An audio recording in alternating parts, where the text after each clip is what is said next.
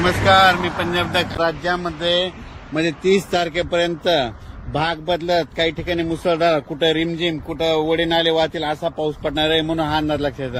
भाग बदलत जोराचा पाऊस पडणार आहे म्हणून दररोज 2-2 भागात वेगवेगळा पाऊस पडत राहणार आहे म्हणून हा अंदाज लक्षात यायचा. सांगायचं झालं तर हा पाऊस म्हणजे 24, 25, 26, 27, 28, 29, 30, 31 पर्यंत सगळ्या राज्यात महाराष्ट्रामध्ये भाग बदलत पडणार आहे म्हणून हा अंदाज लक्षात घ्यायचा. मात्र 1, 2, 3 तारखेला राज्यात सूर्यदर्शन होणार आहे म्हणून ही खास करून शेतकऱ्याची आनंदाची बातमी.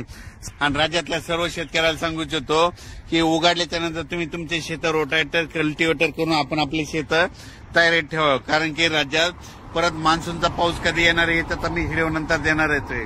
पण राज्यात मात्र 30 तारखेपर्यंत काही ठिकाणी मुसळधार पाऊस पडणार आहे म्हणून हा अंदाज लक्षात घ्यायचा.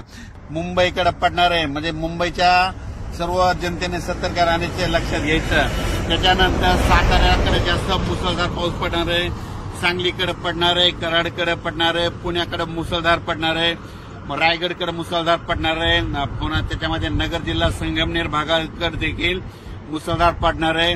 कोकणात सगळ्यात जास्त अतिवृष्टी होणार आहे. त्याच्यानंतर कोल्हापूरकडे मुसळधार पडणार आहे. सातारा त्या कोकण पट्टीमध्ये अति मुसळधार पाऊस पडणार आहे म्हणून हा अंदाज लक्षात.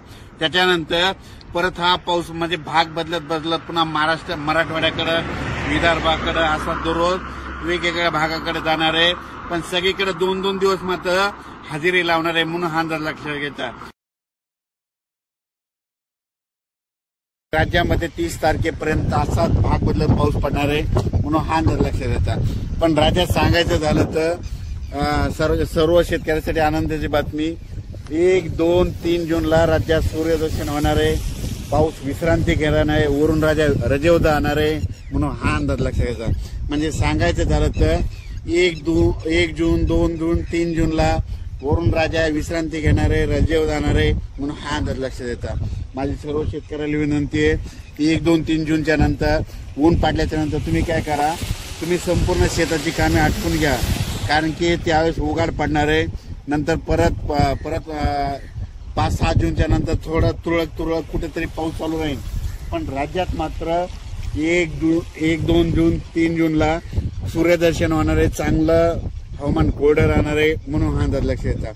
पण राज्यात मात्र आता 27, 28 आणि 29 मेला म्हणतं ठिकठिकाणी मुसळधार पाऊस पडणार आहे, भाग बदलत पडणार आहे म्हणून हा अंदाज लक्षात येतात. राज्यात दररोज वेगवेगळ्या भागात 2-2 दिवस पाऊस मुक्काम करत जाणार आहे म्हणून हा अंदाज लक्षात येतात.